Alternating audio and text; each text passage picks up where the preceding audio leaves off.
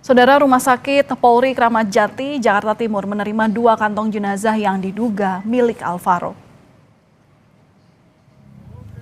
Rumah Sakit Polri Kramat Jati, Jakarta Timur menerima 2 kantong jenazah pada Senin dini hari yang diduga merupakan milik Alvaro Kiano Nugroho.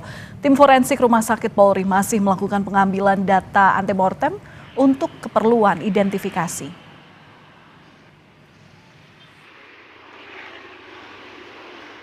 Dua kantong diduga korban di situ tertulis Mr. X, yaitu pada hari Senin jam 00.45, dan saat ini kami sedang lakukan pemeriksaan luar dan dalam sesuai dengan permintaan dari penyidik. Untuk sekarang sudah ada pihak keluarga yang datang, Pak, untuk memberikan sampel? Kita lagi berproses, kita koordinasi dengan penyidik untuk pengambilan data antemortem. Terkait dengan kasus meninggalnya Alvaro, kita akan membahasnya lebih lengkap dengan AKP Citra Ayu, Kepala Unit Pelayanan Perempuan dan Anak Polres Metro Jakarta Selatan.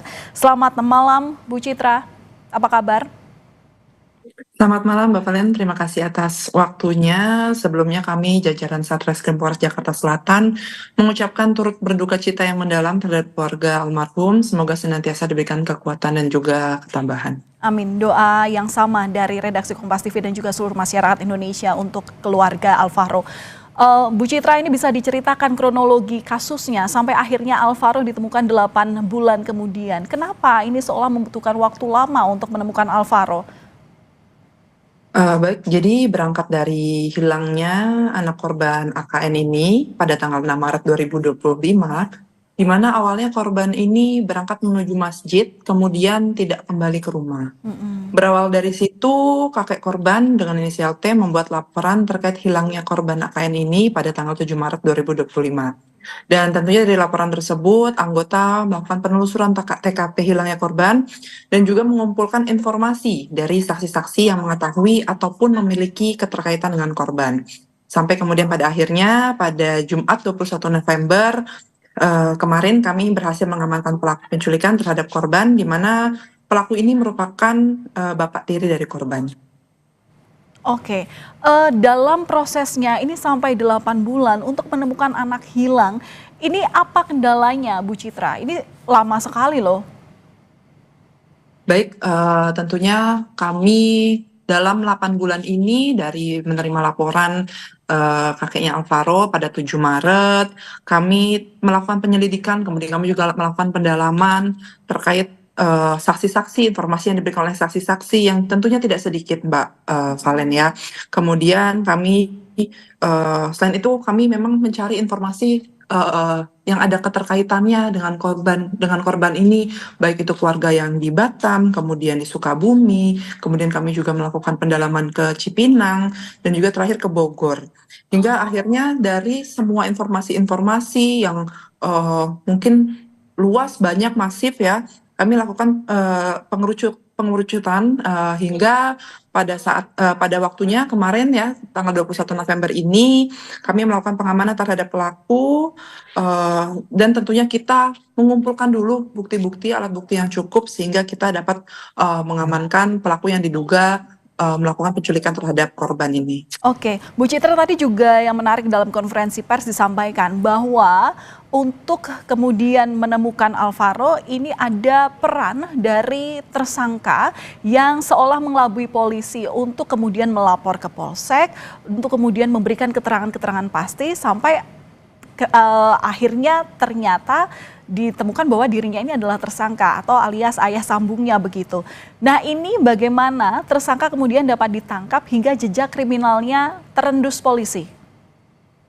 Baik, jadi memang selama ini tersangka ini yang merupakan memang bapak tiri dari korban ya, ada di sekitar, kemudian justru berpura-pura turut serta aktif dalam pencarian korban, itu tadi mengaburkan fakta-fakta dan juga alibi.